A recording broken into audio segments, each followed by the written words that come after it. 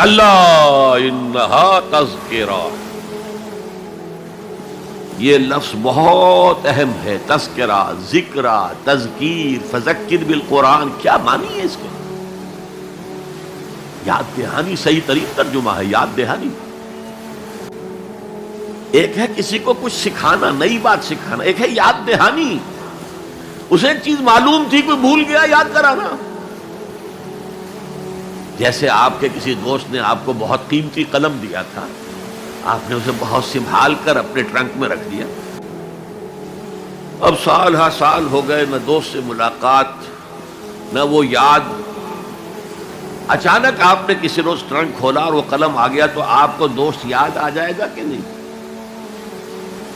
اسی لیے قرآن آفاق و انفس کے لیے آیات کہتا ہے. ہم اپنی آیات دکھائیں گے تمہیں، نشانی جس کو دیکھ کر تم ہمیں پہچانو.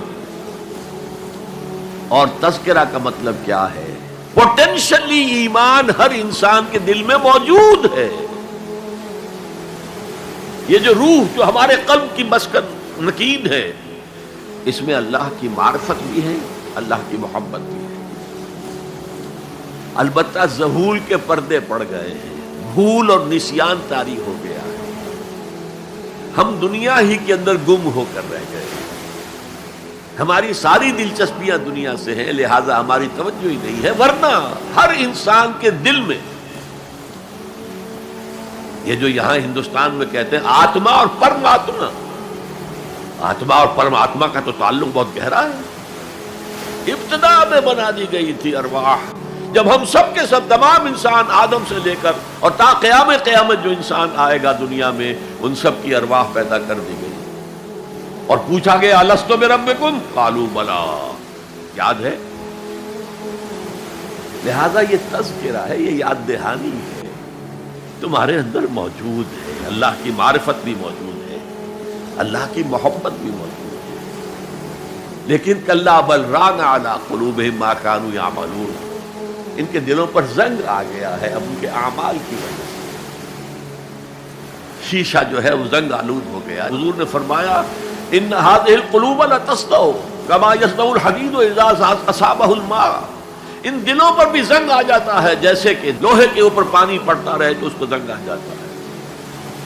پوچھا گیا فما جلاؤها یا رسول اللہ، اے اللہ کے رسول ہماری تلواروں کو زنگ لگتا ہے، ہم پالش کرتے ہیں، سیکل کرتے ہیں، وہ پھر چمک اٹھتے ہیں.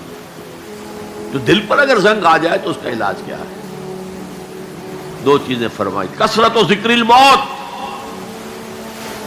و تلاوت القرآن. دو کام کرو کثرت سے. موت کو یاد رکھو، یہاں رہنا نہیں ہے، جانا ہے. یہ ہمارا گھر نہیں ہے، یہ ہماری منزل نہیں، ہمارا اصل گھر جو حضور نے فرمایا انما الدنیا خلقت لکم وانتم خلقتم للآخرہ. یہ دنیا تمہارے لیے بنائی گئی، تم آخرت کے لیے بنائے گئے. اسی لیے حضور نے فرمایا کن فی الدنیا کانک غریب عابر السبیل. دنیا میں ایسے رہو جیسے راہ چلتے مسافر ہو یا اجنبی ہو. اپنے بارے میں فرمایا مالی ولی دنیا، مجھے تمہاری دنیا سے کیا سروکار. انما مثلی کراکب استظل تحت شجرۃ ثم راح فترکھا. میری مثال اس مسافر کی سی ہے جو ذرا سستانے کے لیے کسی درخت کے سائے میں بیٹھتا ہے تھوڑی دیر. وہ اس کا گھر تو نہیں ہے، اس کی منزل نہیں ہے، پھر وہ اس کو چھوڑتا ہے، اپنا راستہ لیتا ہے. یہ اگر ہمارا تصور قائم ہو جائے، کلا انہا تذکرہ. اب اس کے بعد جو الفاظ آئے فی صحف مکرمۃ مرفوعۃ مطہرۃ بایدی سفرۃ کرام بررہ. یہ جو قرآن ہے، جو تذکرہ ہے، یہ بڑے ہی انتہائی پاکیزہ صحیفوں میں ہے. فی صحف مکرمۃ، بڑے باعزت، مرفوعۃ مطہرۃ، مرفوع بلند اور انتہائی پاک. بایدی سفرۃ، یہ کن کے ہاتھوں میں ہے؟ لکھنے والے وہ فرشتے.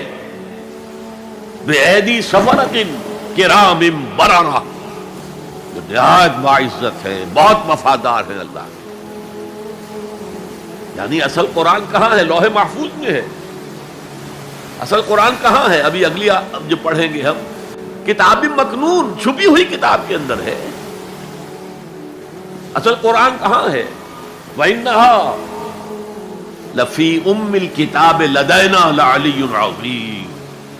یہ تو اس ام الکتاب میں جو ہمارے پاس ہے بہت بلند ہے اور بہت عظمت والا ہے.